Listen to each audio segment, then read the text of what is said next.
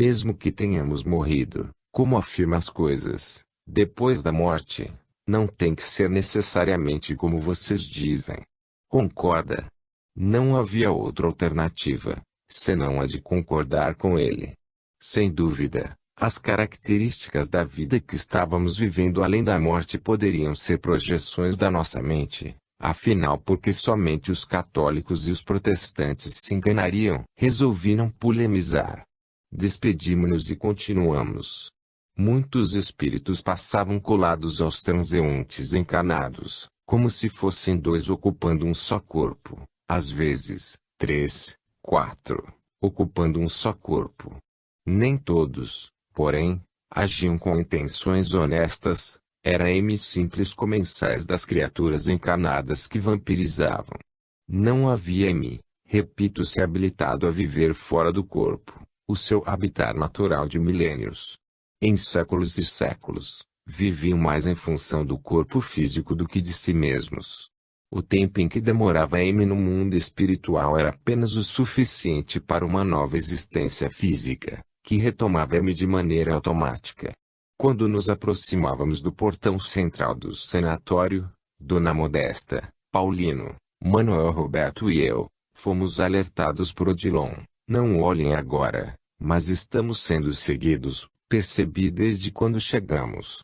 São duas entidades que nos espreitam todos os movimentos. Pelo que deduzi, a nossa expedição está sendo aguardada, conforme, aliás, já nos havia sido dito. Com certeza, fomos rastreados, porém não se preocupem. Virando-se para trás, Odilon, acompanhado por nós, atravessou a rua e caminhou alguns passos na direção da dupla de espiões, que se postara sob uma árvore na calçada. Poderemos ser úteis em alguma coisa? Perguntou o companheiro, destemido. Vocês estão nos seguindo e, com certeza, desejam algo. O mais alto, com a cabeça coberta por um capuz à semelhança dos frades capuchinhos, adiantando-se, tentou desconversar. Não, estávamos apenas de passagem. Eu e o meu amigo somos pesquisadores do comportamento humano depois da morte, respondeu. Safado. Safado e inteligente, pensei em voz alta. Fixando-me nos olhos, a entidade que me captou o pensamento com extrema facilidade, replicou, nem tanto quanto você imagina. Como vocês, os espíritas, gostam de julgar os outros.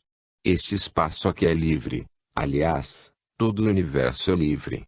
Temos a liberdade de ir e vir, pois não? Percebendo o que se passara, Odilon dialogou, desde que não molestemos e não sejamos molestados, emendou o espírito. Exatamente, continuou o companheiro. Vocês estão nos seguindo, logo temos o direito de questioná-los. Ora, você sabe. Ironizou impaciente, a segunda entidade que a primeira conteve com um gesto. Vocês desculpem o meu amigo, ele ainda não tem suficiente experiência. Nada queremos, meu irmão, que não seja o bem de vocês, observou Odilon Fernandes. Sabemos aquilo que nos seja melhor, não se preocupem. Venho apenas avisá-los de que não terão boa acolhida em nossos domínios, explicou, abrindo o jogo. Vocês não têm o que fazer por lá. Ora, como não? Falei incorrigível em meus impulsos. Calma, Inácio, recomendou Dona Modesta, conhecendo de subejo o meu temperamento. Estou tranquilo, mas eles acham que podem nos ludibriar. O menino estava tranquilo. Que menino? Questionou o espírito. Aquele traidor.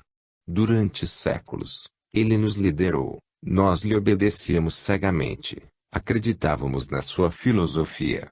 De repente, delibera apartar-se de nós, arrependido. Não, ele nos pertence. Torquemada é nosso. Com o tempo, o feitiço com que vocês o influenciaram se desfará. Tomás de Torquemada não existe mais, apartou Odilon. Séculos já se passaram. Ele renasceu e vocês não tinham direito de sequestrá-lo no berço em que se redimia. Foi uma impiedade. Impiedade? Gargalhou o sinistro interlocutor. Milhares e milhares na fogueira amando dele e você se compadecendo de um dos maiores criminosos da história. Em outras circunstâncias, todos seríamos capazes de fazer o que ele fez, pois o homem está sempre muito próximo da degradação. Não podemos julgar e, menos ainda, condenar. A cobra que o engoliu foi guiada por nós. Mediunizamos homens e animais com a mesma facilidade. Não há lugar onde ele possa se esconder. Tal como ninguém se esconde da própria consciência, meu irmão, disse Dona Modesta com precisão. Epa! Agora são 3 contra 2. Assim, não vale. Teremos que pedir reforços. Não, não há necessidade, ponderou Odilon. Não estamos aqui para um confronto. Mas é melhor que vocês se preparem para ele. Não seremos desmoralizados uma segunda vez. Torquemada é nosso troféu. Um troféu de lágrimas. Asseverei. Chega de conversa e recuem, disse a entidade, se retirando. Se descerem, não desçam de mãos limpas. Mesmo que se intangibilizarem, os nossos rastreadores os localizarão. Sabemos de tudo. Convidando-nos a entrar no sanatório, Odilon esclareceu, vamos ter que agir depressa e não podemos falhar. Quando cair a noite, avançaremos. Inácio preveniu-me, necessitaremos de maior vigilância. Você me desculpe o descontrole, mas... Tudo bem, irmão, no entanto não nos convém aceitar provocação. A nossa atitude mental será decisiva. Confiemos no Senhor. No interior do hospital, enquanto os nossos irmãos conversavam entre si, retirei-me a sós e desci as escadas que levavam ao porão. Não tive dificuldade para atravessar a porta do quarto onde o espírito Torquemada se associava ao de Paulinho, o jovem que fora meu paciente por meses seguidos, nos desatinos que lhe haviam antecedido a reencarnação na condição de filho do sitiante. Descansando numa velha e esquecida cadeira, procurei me recompor, adquirindo forças nas reminiscências do ambiente espiritual que, com Dona Modesta e Manuel Roberto, muitos anos atrás, travara ali mesmo. Psicometria. Lembrei-me de todos os lances de nossa luta desde quando, acompanhado pelo genitor, Paulinho chegara ao sanatório, vítima de insidiosa perturbação. Aos poucos, o quadro foi se definindo e, por detrás do que me parecia simples obsessão, descobri o espírito Torquemada, o ex-inquisidor que, durante decênios, se fizera instrumento de dor para tanta gente. Os episódios aos quais me refiro foram narrados por mim no livro Sob as Cinzas do Tempo e, sinceramente, não gostaria de repetir-me. Durante meses, com Dona Modesta e Manuel Roberto, travei uma peleja espiritual sem precedentes que, feliz ou infelizmente, não tive tempo de deixar registrada em meus escritos. Creio mesmo que, à época, ninguém me acreditaria, já que eu era tido e havido pela Igreja como inimigo número 1 do clero. Vivíamos em constante polêmica e, com certeza se desse publicidade ao caso, os padres alegariam que tudo não passava de uma farsa. Conversando com Dona Modesta a respeito, preferi o silêncio, limitando-me a narrar em meus livros os quadros comuns de obsessão com os quais diariamente lidava. E, depois, apesar de todas as evidências de autenticidade, o caso Torquemada era tão espetacular, que, no fundo, chegávamos a pensar, eu, Manuel Roberto e a própria Dona Modesta, que estivéssemos sendo vítimas de uma alucinação. Agora, no entanto, eu tinha plena convicção de que vivenciáramos um fato real, em seus mínimos detalhes. Não havíamos sido enganados por nenhum espírito mistificador, e a mediunidade que, quando não bem conduzida dá margem a coisas fantasiosas, expressara uma situação verídica. Não estranhem o que lhes digo. Sei que, enquanto no corpo, vacilamos muitas vezes entre a crença e a descrença, por mais racional a fé espírita se nos revele, chegamos a imaginar que a filosofia da doutrina é lógica demais para ser autêntica. Em meus momentos de fragilidade e desânimo, Monologava: ah, que bom seria se tudo que o Espiritismo nos diz fosse verdade. No outro dia, porém, eu estava a postos. Passados aqueles breves instantes de reflexão e de cansaço, eis que me sentia com novo vigor para continuar. Para lhes ser sincero, eu, que nunca possui qualquer faculdade mediúnica manifesta, procurava obter forças na reflexão. Não, dizia, se não for como o Espiritismo apregoa, precisamos fazer com que seja, pois, caso contrário, não haverá nenhuma esperança para a humanidade. Os avanços da ciência, cada vez mais vertiginosos, estavam me colocando as religiões conservadoras na defensiva, diminuindo-lhes o espaço. Somente a doutrina, no esforço de Allan Kardec de unir fé e razão, conseguiria corresponder às expectativas do homem do terceiro milênio. Fora da tese da reencarnação, a vida careceria de uma explicação que satisfizesse os anseios da inteligência. Sem a ideia da reencarnação, impossível inclusive, acreditar na existência de Deus, todo justiça e bondade. Estes pensamentos, que apresento em síntese, acudiram-me ao cérebro em aluvião, não tendo eu permanecido no porão do hospital mais que 3 ou 4 minutos. Sempre inquieto, levantei-me da poltrona em que largara o esqueleto sem tantos ossos do meu novo corpo. Subi as escadas e me encontrei com Odilon. Infelizmente, meu caro, disse-me, não poderemos ficar para a reunião da noite. Ficará para uma próxima oportunidade. Consultei irmão José e o venerável mentor orienta-nos a agir com presteza. Partiremos em seguida. Solicitando a Paulino Garcia que proferisse breve prece, tomamos a direção de Rufinópolis, localidade a pequena distância de Uberaba. Volitando, não gastamos mais de 5 minutos para chegar ao Capão da Onça, nome com que Rufinópolis se tornara conhecida desde os tempos de João Urzedo, o companheiro cego, portador de excelentes recursos medianímicos, que concorria conosco, em Uberaba, no tratamento de diversos casos de obsessão.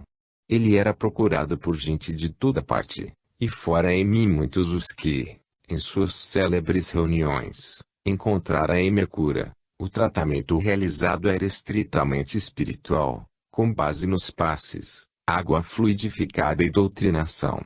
Quem não fosse portador de uma lesão cerebral irreversível, melhorava em poucos dias. A autoridade moral com que João Urzedo se dirigia aos obsessores fazia com que eles abandonassem as suas vítimas ou se convertessem. No Capão da Onça, os espíritos obsessores não ousavam avançar além dos limites do que, à época, não passava de insignificante agrupamento de ceases na zona rural. Sem saber como, fomos diretamente para o sítio que um dia pertencera aos pais de Paulinho, Juliano e Maria das Dores. A pequena gleba não se localizava propriamente no povoado. Atravessamos um riacho de águas límpidas e murmurantes e, logo após a ponte de madeira, dobramos à esquerda, como quem saísse da estrada. Infelizmente, tudo estava abandonado. Creio que Paulinho e Mariana haviam se mudado. A pequena casa, semidestruída, revelava sinais de ter sido castigada pelo fogo. Inácio, sugeriu Odilon, procure rememorar. A nossa investigação carece partir daqui. Mesmo sabendo onde se mantém o espírito Tomás prisioneiro, a nossa expedição socorrista fará que o seu ponto de partida toque as paredes da casa em ruínas, Inácio, e ausculte as vibrações delas, exerça a psicometria. Por que motivo tal pedido era endereçado a mim e não a Dona Modesta ou mesmo a Manuel Roberto? Como que me registrando os pensamentos, o amigo insistiu. Não duvide do que você também seja capaz na mediunidade. É hora de desobstruir os canais da sensibilidade. Sinta com as mãos o que estas paredes de adobe registraram. Levado pelo impulso de obedecer ao mentor, despretensiosamente apoiei ambas as mãos espalmadas próximo à porta do que teria sido a sala e fechando os olhos, procurei enxergar. Eu vejo, exclamei surpreso. Vejo cenas terríveis. O incêndio no paiol, Paulinho e alguns amigos preocupados em combatê-lo. Ouço o choro de uma criança. Embora sem os pelos que caracterizam o corpo de carne, me sentia como se os trouxesse eriçados da cabeça aos pés. Atente, Inácio. Atente para os detalhes, orientava Odilon. Vejo uma enorme sobra se arrastando no terreiro. Ela saiu do brejo, a poucos metros da casa. É uma sucuri gigante. Deslizando pela soleira da porta e o choro da criança aumenta aí no berço. Que horror, meu Deus! Prossiga. Não recue agora, insistiu o companheiro, a iniciar-me na prática da psicometria, naquele exato instante. Leia mais. Atente para os detalhes das cenas que ficaram impressas na memória do tempo. Precisamos conhecer o caminho. Eles não nos estão esperando por aqui. Não posso lhes dizer se o corpo espiritual transpira, mas a verdade é que eu estava suado em bicas, naquela tensão quase insustentável. No interior da terra a sucuri deu o bote, gritei, como se tudo estivesse acontecendo naquela hora. A criança está presa em suas mandíbulas e ela o arrasta para o brejo. Mariana e Paulinho correm. O ambiente escurece com a fumaça. Será somente por causa da fumaça. As imagens do que percebo se confundem e estão superpostas. Ouço um tiro e vejo o jovem pai do menino com um imenso facão nas mãos, abrindo o abdômen da cobra. Não posso mais. A aflição de Paulinho e Mariana me confrange o coração. Mais um pouco, Inácio, insistiu Odilon. Esqueça o menino. O que você enxerga em seguida? O que acontece com a sucuri? Descreva o que você está vendo. Uma cobra se destaca do corpo da sucuri morta. Não. É um ser mitológico, um grande lagarto, metade réptil, metade homem. Adentra a terra, com a criança nos braços. Seria um espírito mediunizando uma serpente. Que coisa pavorosa! Isto não pode ser real. Paulinho aperta o corpo do filho morto junto ao peito. Os peões afastam Amy e Mariana do local. Acompanha a trajetória do dragão, Inácio. O pior já passou. Onde o local exato em que ele mergulha é no solo. Ali, no interior do brejo. É uma sequência impressionante. A entidade, com o espírito do menino imantado em seu corpo, afunda onde a cobra foi morta. É como se a terra se abrisse para recebê-los. A sucuri espiritual levando a sua presa espiritual para a toca. Agora, tranquilize-se, Inácio, disse Odilon, pousando-me a destra na fronte. Relaxe e esqueça. Desapoie as mãos da parede e, devagar, abra os olhos. Respire fundo. Procure encher os pulmões com o ar balsâmico da noite. Quando tornei a mim, Dona Modesta e Manuel Roberto me fitavam assustados. O que vocês dois estão me olhando? Perguntei ainda titubeante. Qual o motivo do espanto? Vocês nunca viram um médium em transe? Odilon e Paulino sorriram. Não podemos nada comentar agora, esclareceu o instrutor, que nos liderava. Mais tarde, se tivermos oportunidade, falaremos sobre o fenômeno. Procuremos nos apressar, pois não poderemos nos valer da volitação. Daqui por diante, agiremos como simples mortais. Presumo que teremos que caminhar muito. Você está bem, Inácio? Claro que está, respondeu por mim Manuel Roberto. O senhor não viu a bronca que ele nos deu? O doutor está ótimo. Quando Inácio não está bem, nem bronca ele consegue dar, completou Dona Modesta. Se ele não estiver ranzinza, está doente. Então, vamos, Paulino, acenou Odilon para o amigo, que me inspirava tanta simpatia. A noite clara de lua cheia, quando começamos a descer, como se naquele ponto a terra nos oferecesse uma passagem secreta para o seu interior, se fez espessa, como se as luminárias de estrelas de repente se apagassem no firmamento. Paulino, acenda a tocha, solicitou. Abrindo uma bolsa que trazia tiracolo, o rapaz acionou um aparelho moderno, cujo formato era mesmo de uma antiga tocha, E tivemos pequena claridade que nos possibilitou divisar o caminho. Isto é digno de Jules Verne, exclamei. Não nos convém, por enquanto, uma luz mais intensa. Sigamos sem alarde procurando vigiar o pensamento. Os rastreadores não se preocupam com esta passagem, uma das muitas que praticamente se encontram desativadas, explicou o mentor. Descíamos por um barranco íngreme e escorregadio, em quase tudo lembrando as trilhas estreitas de uma caverna para o interior da Terra. Corríamos igualmente o risco de escorregar. Devo esclarecer que não estou me referindo a um território geográfico apenas de natureza espiritual. Os espíritos que habitam as cavernas do subsolo são tão materializados, que vivem quase que tangibilizados, como se estivessem em seu elemento natural. Sei que fica difícil imaginar isto, mas um dos nossos maiores problemas era o de não sermos surpreendidos pelas entidades que se confundiam com a cor da terra, de corpos enlameados, destacavam-se das paredes lúgubres onde dormíamos praticamente em pé. Evidentemente, não estamos nos referindo aos dragões, que se constituem apenas em uma das muitas comunidades de seres espirituais que povoam o interior da Terra. Ressalto, ainda, que nem todas as entidades referidas revelam predisposição para o mal. Muitos dos chamados seres elementais moram no subsolo. Os que residem no subsolo têm a sua epiderme da cor de terra. Os que habitam em meias roxas parecem ser pétreos. Os que vivem nas florestas são esverdeados. Os que são das águas possuem corpos quase liquefeitos, hialinos. Não avançamos muito, quando escutamos uma voz estentória, ressonante saindo da parede. Tenham cuidado. Estes caminhos não estão de todo abandonados, como pensam.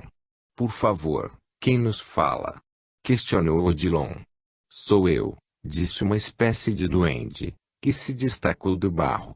Aquela criatura não media mais que 1 metro de altura e, apesar da aparência que me inspirava repugnância, revelava certa ternura. Os dragões periodicamente vasculham a área, alertou-nos. Somos de natureza diferente e, portanto, não nos incomoda M. Entretanto, se porventura eles os surpreenderem, vimos procurar um amigo, asseverou o líder da expedição. Eu sei, respondeu. Como? Eu estava aqui quando eles passaram. Há tanto tempo assim. É aqui que vivemos. Eles são invasores, ou melhor, vocês, os humanos, são invasores. Não nos têm deixado espaço algum, secam os rios, devastam as matas, exploram a terra. Não somos todos iguais. Ainda bem que não, pois, caso contrário, preferível que continuássemos em nossa condição para sempre. Humanizarmos-nos para nos tornarmos piores. Como você se chama?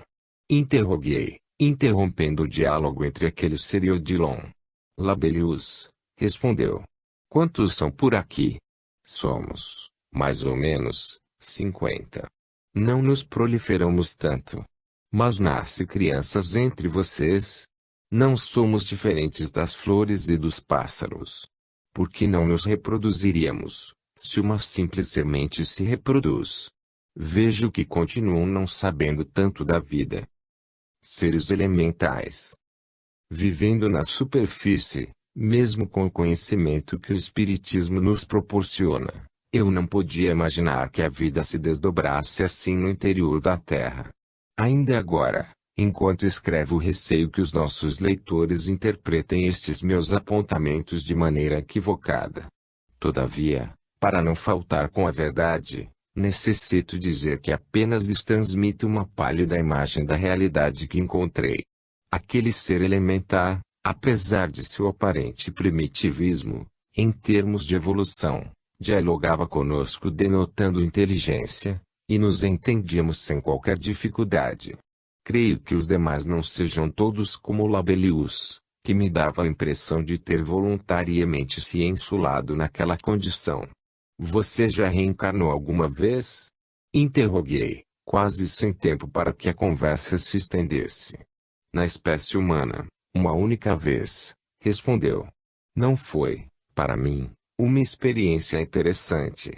De pequena estatura, vivi humilhado e me sentia constrangido ao ganhar o pão me submetendo aos caprichos das pessoas ditas normais. O preconceito dos homens transparece de quase todas as suas atitudes. Sofri com a solidão afetiva. Felizmente, não passei dos 40 de idade. O meu organismo não resistiu a uma infecção que me apareceu, em decorrência de uma queda.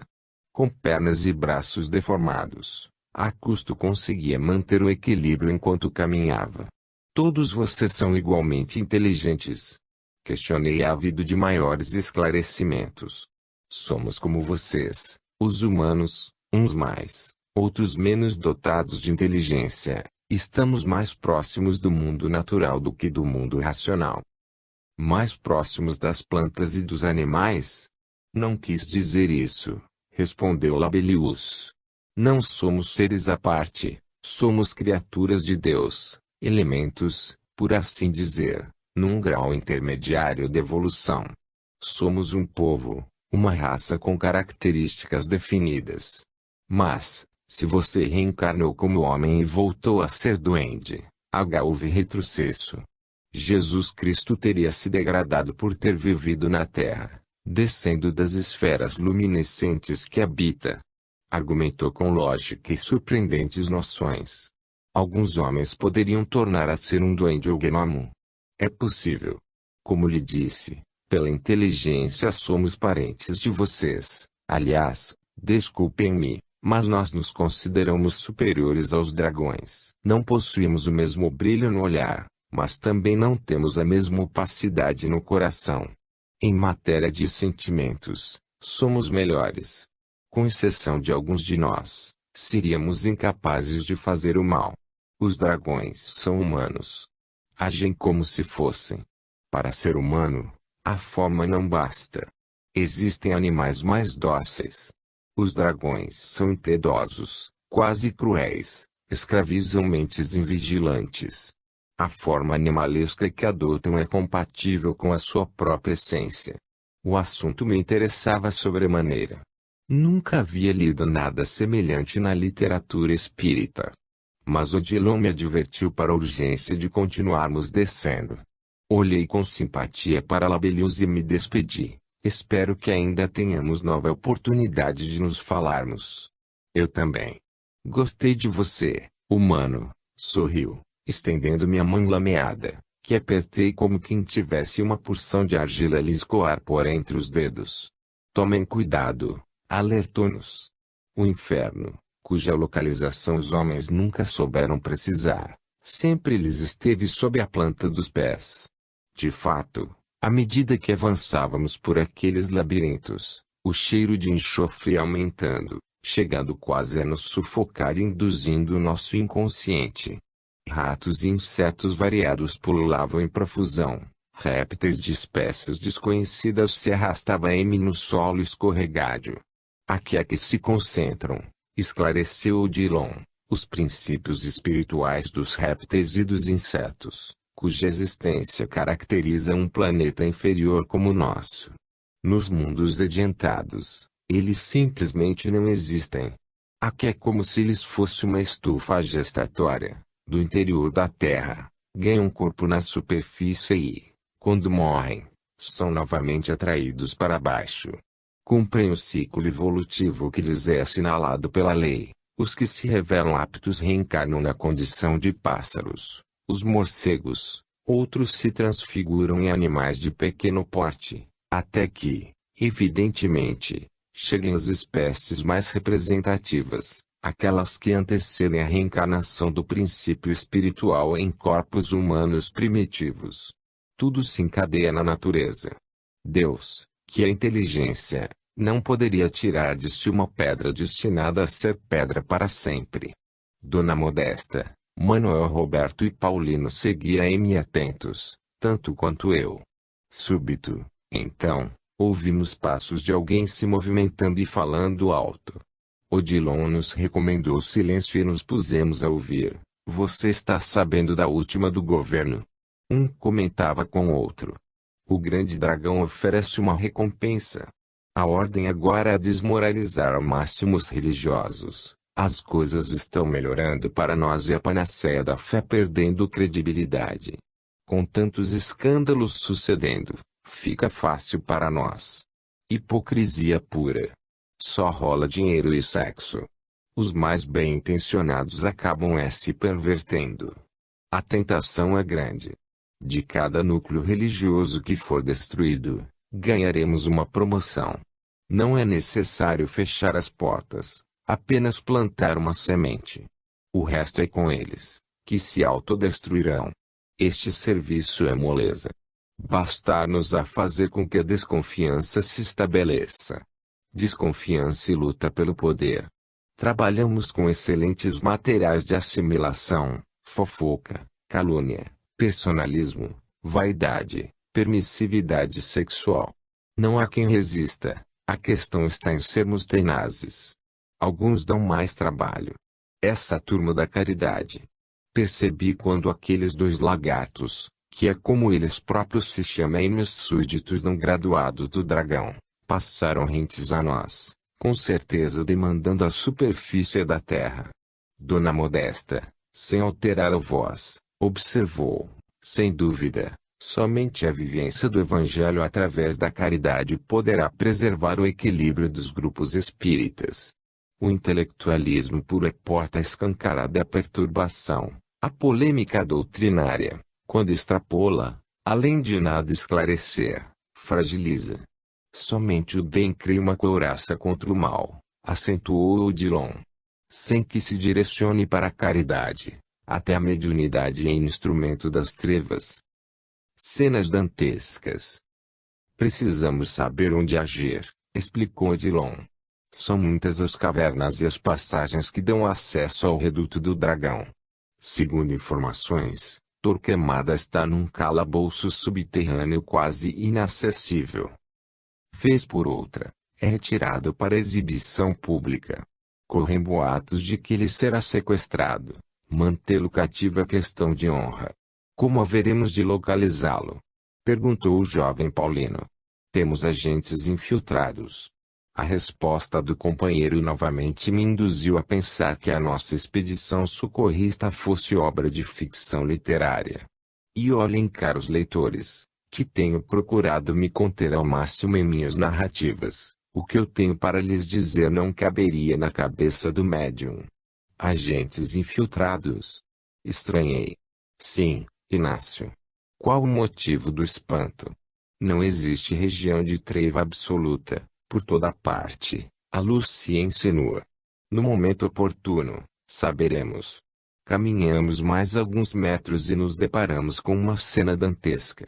Vários homens e mulheres, completamente nus, sendo espancados e serviciados, em meio à espessa cerração de fumaça de enxofre. Igualmente nus, com os membros sexuais expostos, os lagartos, quase todos os homens, os chicoteavam e se prevaleciam da fragilidade das vítimas. Você, agora é meu, inteiramente meu, gritava um deles, arrastando um rapaz pelos cabelos. Esperei muito tempo por isto. Você é a minha recompensa, o meu objeto de prazer. Venha. Venha. Não, gritou o moço. Tenha compaixão. Eu não queria traí-lo. Fui fraco. Não resisti ao dinheiro que me foi oferecido. Por favor, não faça isso. Esqueça. Não me fale em compaixão. Você será meu assim, todos os dias. Deixei tudo por você e fui apunhalado pelas costas. Sentimento não existe. Quem ama acaba se tornando um frouxo. Quero apenas sexo, sexo. Uma lagarta, uma das poucas que vi naquelas condições, se enroscava, à semelhança de serpente, no dorso de um homem que me parecia desmemoriado. Você me pertence. Finalmente, é só meu. A voz era rouquenha, irritante. Passaremos assim a eternidade. Eu beberei as suas energias todos os dias. Por sua causa, fui para a sarjeta e me prostituí. Serei sua para sempre, mas de você só quero o corpo. Será que me entendeu? Impossível descrever todo aquele festival de promiscuidade e sodomia. Ali estava M todos loucos. Sinceramente, não consigo imaginar em que condições aquelas entidades haveriam, mais tarde, de reencarnar. Preferível, mil vezes, um campo de concentração nazista, que, a bem da verdade, não devia diferir muito daquilo, apenas com a vantagem da morte próxima para os prisioneiros. Mesmo que quiséssemos, não conseguiríamos valer aqueles irmãos em extrema penúria. Com certeza, a misericórdia divina não se descuidaria de nenhum deles. Não existe ninguém que, em dado momento, não se faça merecedor de complacência, inclusive dos próprios algozes. O ódio, quando se esgota, dá lugar ao amor. Quando a taça se esvazia de fel, pode tornar-se recipiente para a água pura da fonte. Saindo daquela ampla abertura que ficava na confluência de várias entradas para as cavernas, esgueirando-nos com cuidado, para que não fôssemos notados, tomamos uma trilha que nos reservaria surpresa maior ainda. Após prosseguirmos caminhando por quase 500 metros, sempre descendo, com o ar se fazendo cada vez mais irrespirável, a luz mortiça da tocha que Paulino carregava, se eu não tivesse sido amparado por Odilon, certamente cairia. Em tudo, nos mínimos detalhes, aquilo era o inferno. Não se assuste, amigo, disse o mentor, procurando me acalmar. Sem dúvida, trata-se de uma réplica do inferno, conforme a mente humana o criou e recriou por séculos e séculos. Sem que desse conta de que estavam sendo observados por nós, os demônios, com todas as características que sejamos capazes de concebê-los, inclusive com patas, chifres e tridentes nas mãos, dançavam em torno de imensos caldeirões ferventes, de carrancas ferozes e olhos avermelhados, que chegavam a lembrar cabeças de dinossauros carnívoros. Torturava M várias vítimas, que clamava M. Socorro! Piedade! Eu nada fiz para merecer tanto. Isto aqui é um pesadelo. Será que, de fato, morremos? Meu Deus! Meu Deus! Como pude acreditar na existência do céu e tomar o caminho do inferno? Eu me arrependo, eu me arrependo. Por favor, concedam-me o purgatório. Estou queimando, no entanto as labaredas não me consomem. Cada minuto aqui é uma eternidade. Curioso é que os demônios que eu via não emitiam uma única palavra e absolutamente insensíveis, mergulhavam a cabeça de suas vítimas na água em elevadíssima temperatura. De quando em quando, abriam as narinas e aspiravam profundamente o ar mesclado de cheiro de enxofre e carne assada ao fogo direto. Existem centenas e centenas de réplicas semelhantes no interior da Terra, sobre o espaço geográfico de quase todos os países. Aquilo em que cremos, por mais absurdo, tende a se tornar real. A ilusão que se alimenta ganha vida fictícia. Várias mentes, pensando na existência do inferno, terminam por dar-lhe forma. A insanidade extrema de algumas entidades levou-as a incorporar a figura do demônio. Tudo aqui é plasmado. A consciência, não raro, se exterioriza, e no céu ou no inferno que imaginamos. Depois da morte do corpo, seremos remetidos para o endereço de nossa preferência moral.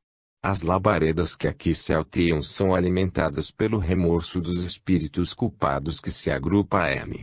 Não me animei, naquela hora, a efetuar qualquer comentário. Limitei-me, tanto quanto possível, a gravar na memória aqueles quadros que Dante Alighieri, o poeta florentino, registrara na magistral A Divina Comédia. Ele não exagerara, aliás, feito eu, ele omitira certas visões que não convém descrever. Saindo dali, não caminhamos mais que 20 metros, quando, de inesperado, fomos interceptados por um dragão. Antes, porém, que esboçássemos qualquer reação, Odilon esclareceu: é um dos nossos. Nada temam, explicou-se o agente. Torquemada está no subterrâneo do palácio. Amanhã, como de hábito, ele será trazido para fora, numa gaiola. Tomem cuidado com os rastreadores. Apesar de não acreditarem muito numa tentativa de resgate, os dragões têm comentado esta possibilidade. 2 deles chegaram da superfície e trouxeram notícias de vocês e estão sendo punidos porque não conseguiram segui-los. Não posso falar muito. Amanhã, provocaremos um tumulto na praça. O grande dragão dirigirá novamente a palavra aos seus seguidores. Será o momento de intervir. Desejo que sejam bem-sucedidos, pois, em caso contrário, estaremos todos comprometidos. Eterna noite.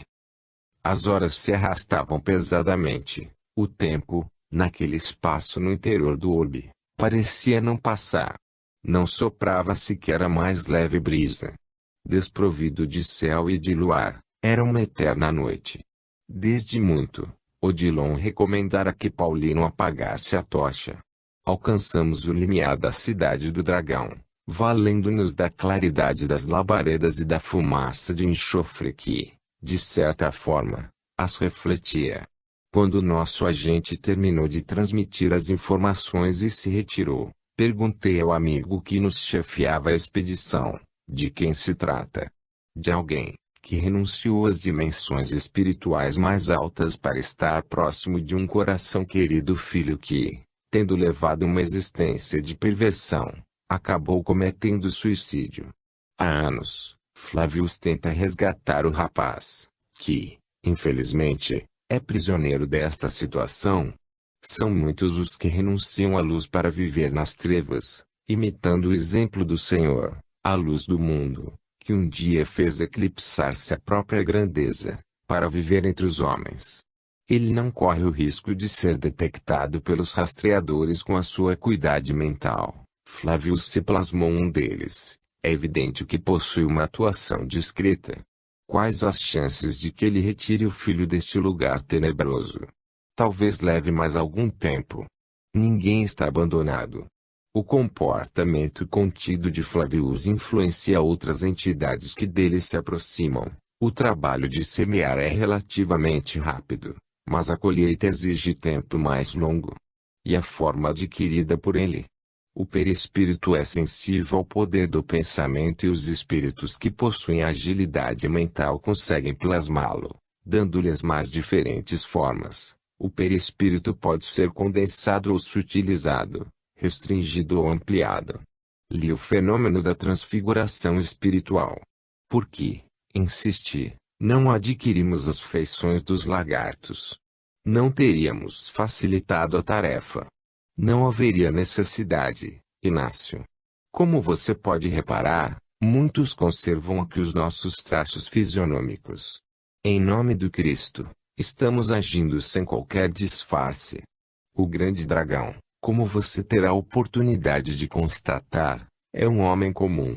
Muitos aqui estão sob hipnose, outros tantos se degradaram a tal ponto, que perderam o domínio de si mesmos. Enquanto falávamos, acomodamo-nos no chão da praça central da estranha cidade. Várias ruelas desembocavam na praça e fizemos opção pela mais escura delas, com o propósito de não levantar suspeitas. De repente, passou rente a nós, sem, contudo, nos identificar, um daqueles 2 com os quais havíamos nos defrontado à porta do sanatório. Ele estava todo machucado e, com certeza, fora submetido a rude espancamento. Caminhando com extrema dificuldade com hematomas no rosto, não pôde atinar conosco, que nos protegéramos onde a sombra era indevassável. Procuremos descansar, recomendou Odilon. Creio que, dentro de mais 4 ou 5 horas, o dragão fará mais um de seus pronunciamentos ditatoriais. Desnecessário dizer que não dormimos. Com exceção de Manuel Roberto, cuja facilidade para cochilar eu sempre invejei e ninguém conseguiu pegar no sono. Entendendo-se com Paulino, a quem fornecia algumas explicações, Odilon permanecia vigilante, sempre de olhos voltados para a praça, a qual, aos poucos, ia regurgitando. Fiquei impressionado com o número dos que dormiam ao relento, uns sobre os outros. Um dia, Comentei com Dona Modesta: se houver oportunidade, pretendo escrever sobre o que estamos passando. Para quem? Questionou-me, surpresa. Para os nossos irmãos do mundo. Por que não? Respondi. Desista, Inácio. Eles não acreditarão. Tudo isto é muito próximo das histórias em quadrinhos ou dos desenhos animados mais modernos. Dirão que você é um visionário mistificador. Não importa, estou habituado a ser chamado de charlatão. Os padres viviam dizendo que éramos bruxos e que precisávamos ir para a fogueira, e não apenas eu, mas você também, Modesta. Era diferente. Tudo é igual. Nem os espíritas acreditarão em você. Aliás, principalmente eles. Todos falam em umbral, mas ninguém consegue descrevê-lo. Não há cabeça de médium que aguente. De qualquer maneira, se puder, tentarei. Os mais estudiosos não duvidarão. Os chamados evangelhos apócrifos, os que não foram aceitos oficialmente pela Igreja, resumidamente falam disto tudo, em especial o de Tome que tive a oportunidade de ler. Na oração do credo, lembrou nossa irmã, disse que, antes de subir aos céus, Jesus desceu ao inferno. Deve ter sido onde estamos agora. Há 2000 anos, deveria ser pior. Você tem razão, Modesta. Mesmo numa região como esta se submete à inexorável lei da evolução. A necessidade de vigilância dos homens é grande. Os nossos irmãos encarnados vivem sob dupla pressão psíquica. Sem dúvida, concordei. Pressão dos que vivem na superfície da Terra e pressão dos que vivem em seu interior. Não são de admirar tanta violência, tantos crimes. Não fosse pela cobertura espiritual dos que se movimentam em favor do bem, a Terra seria um vulcão prestes a explodir. Não sei precisar por quanto tempo dialogamos. Virando-se para nós, o mentor e Cicerone observou: mais alguns minutos e nós ouviremos o pronunciamento do dragão. Quem é ele? Indaguei. Qual é a origem do seu poder? Foi importante membro da Igreja Católica. Eu já imaginava. Foi antecessor de Torquemada e por este motivo, não lhe perdoa. Foram os dois maiores nomes da Inquisição. Ele tem um domínio impressionante sobre os seus subalternos. Desconhece o que seja misericórdia. Mas aquele não pode matar mais ninguém. Morrer, Inácio, seria o de menos. Aqui o suplício é a tortura, a escravidão. O corpo espiritual também sofre e o espírito enlouquece. São muitos os que foram dementados por eles e, posteriormente, soltos por aí, vivem como se fossem descerebrados, autênticos zumbis. E o amparo do nosso plano? Infelizmente, não somos em número suficiente para atender a todos. Não temos como localizá-los, de imediato, em um novo corpo. O controle de natalidade está bloqueando o renascimento dos espíritos. As estatísticas são desoladoras. Alguém os socorrerá, mas, até que sejam socorridos, para a maioria será passado um tempo excessivamente longo. Quanto? 50, 100 anos, às vezes mais. Tudo, no entanto, obedece a um planejamento divino e ninguém será esquecido. Mas é muito tempo. Diante da eternidade, respondeu Odilon, os séculos e os milênios têm importância bem relativa. A palavra do dragão. A praça estava repleta. Fazendo-se anunciar por trombetas, o grande dragão assomou à sacada do palácio. Embora posto a vários metros de distância, consegui identificá-lo. Mas, disse Odilon, este é o fundador da Ordem dos Dominicanos no século XIII, eu o conheço bem, de uma coleção de gravuras que o retratava nas enciclopédias. Por ordem do Papa Inocêncio III, sacrificou os albigenses considerados hereges. É ele mesmo, Inácio. Não importa agora a sua identificação, mas é ele mesmo. Ele não reencarnou desde aquele tempo. Não. Enganam-se os que imaginam que todos os espíritos expiam de imediato suas faltas. A expiação é uma bênção que também precisamos fazer por merecer. acompanhado por numerosos séquito integrado pelos seus ministros e guardiões, o dragão, trajando o hábito dos dominicanos, no qual o manto preto predominava sobre o burel creme, começou a falar: concidadãos, os nossos projetos estão se concretizando e os nossos domínios se estendendo. Isto graças à cooperação de todos vocês. A rigor, não temos enfrentado resistência invencível, temos tido, em muitos religiosos, aliados importantes. Estamos infiltrados. A Igreja e o mundo haverão de ser novamente nossos. A luta pelo poder extermina toda ética. Apenas temos encontrado certa dificuldade com a nova doutrina, que se nos opõe em campo aberto, mas os seus adeptos são pouco numerosos e se concentram no Brasil. Os países cultos e ricos ignoram o espiritismo. Para os europeus, nada sai do terceiro mundo que vale a pena importar, mormente o que concerne à religião. O movimento espírita sofre, em terras brasileiras, a influência de doutrinas exóticas, que o desfiguram aos olhos da Europa e da América do Norte. As seitas de origem africana que se dissimularam no catolicismo geram equívocos doutrinários que nos favorecem.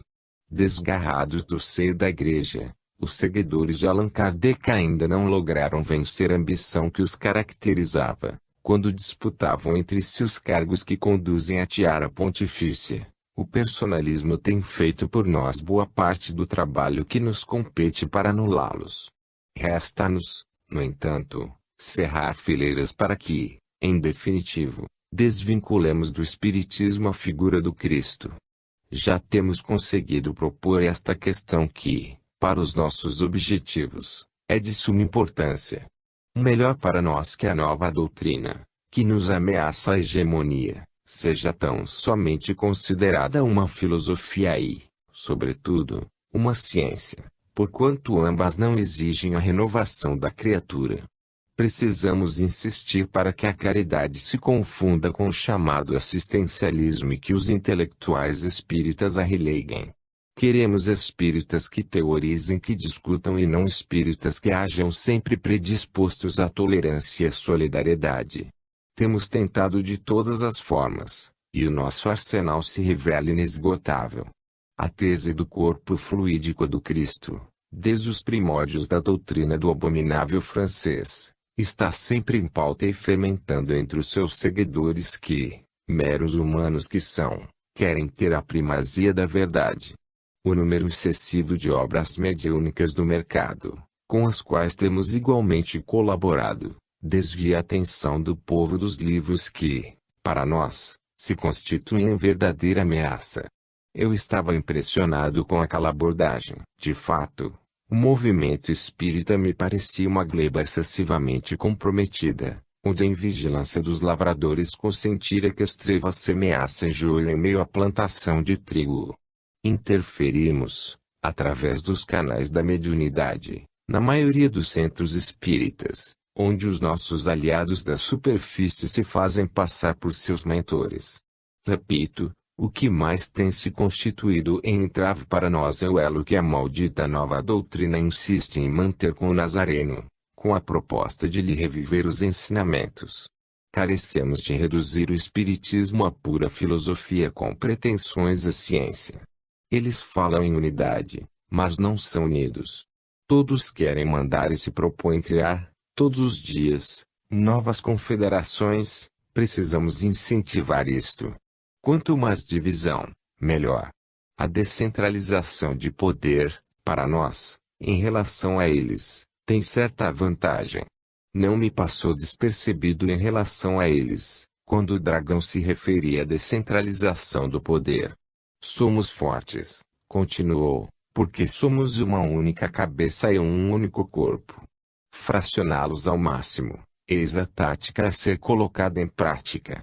E fomentarmos os escândalos, principalmente os que se referem a dinheiro e sexo. Eles pregam o desapego, mas ninguém vive sem dinheiro no bolso. Quanto ao sexo, a maioria é egressa das orgias dos seminários e dos conventos. Não estou falando contra nós mesmos. O que tem de mal sexo? Quem é tão hipócrita que não goste de sentir prazer? referem-se à sublimação, mas isto é para quem é desprovido de órgãos sexuais em funcionamento. Contamos, pois, com todas as facilidades. Se falharmos, a incompetência será nossa, e todo incompetente carece de ser punido.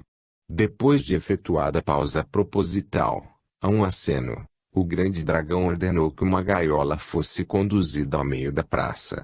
Uma escolta de 12 dragões com armaduras, escudos e lanças, introduziu a cela móvel na qual, espantando, notei o espírito Torquemada preso, pescoço, mãos e pés, a grossas correntes. Ninguém o reconheceria com facilidade. Corpo edemaciado, olhos esbugalhados e sem brilho, gemia a cada estocada de lança dos dragões, a sorrirem, sarcasticamente. Notei ainda que sua forma espiritual estivesse sendo parasitada por corpos estranhos, à semelhança de enormes sanguessugas. São os ovoides, esclareceu Odilon. André Luiz trata da existência deles em seus livros, lembra-se? Anuí com a cabeça. É claro que eu me lembrava. Espíritos sem forma em simbiose com suas vítimas. O infeliz Tomás tinha mais de 8 deles à altura da cabeça e do tórax. Eis o que espera os traidores. Outrora, este homem foi um dos nossos, prosseguiu o dragão. Confiamos nele e fraquejou. Inútil que tentem libertá-lo. Ele é nosso em definitivo e o manteremos assim para sempre.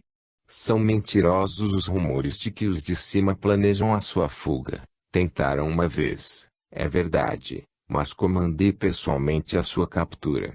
Somos imbatíveis no que nos propomos executar. Se mandarmos o Cristo para a cruz, quem seria capaz de se nos opuser? Naquele instante, finalmente pude compreender a importância de se resgatar Tomás de Torquemada daquela situação. O fato teria inegável repercussão e nos permitiria respirar aliviados, pelo menos por um tempo, do assédio que os nossos irmãos espíritas vinham sofrendo na superfície. Não poderíamos deixar de contra-atacar, como um jogador de xadrez que procura fugir ao checkmate em lance inesperado. Veja Emily hoje este homem sem nome e sem rosto, gritou o dragão, em meio aos apupos e vaias da multidão desvairada. Ele é o nosso troféu vivo. Fomos buscá-lo na superfície. Ocultaram-no num berço anônimo, mas os nossos rastreadores o localizaram. Poder a poder, somos mais nós. Não há quem se atreva a tirá-lo daqui. O resgate de Torquemada.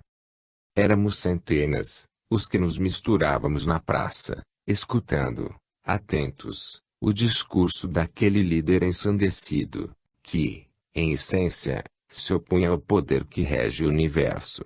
A sua intenção era rebelar-se e, arrebatando adeptos para as suas ideias e propósitos. Falando em voz quase inaudível, Odilon comentou comigo, os espíritos que se deixam influenciar pelo dragão, em maioria, atendem às próprias conveniências, não querem voltar à Terra e fogem da reencarnação, abominando o esforço evolutivo que lhes compete empreender e que, mais cedo ou mais tarde, enfrentarão. O dragão governa pelo temor e conta com a fidelidade de alguns que se lhe submetem por interesse. Aqui não poderia haver ética alguma. Todos os dias, planos para desestabilizá-los são articulados e a punição aos rebeldes consiste, entre outras, induzi-los à reencarnação em situação de extrema penúria.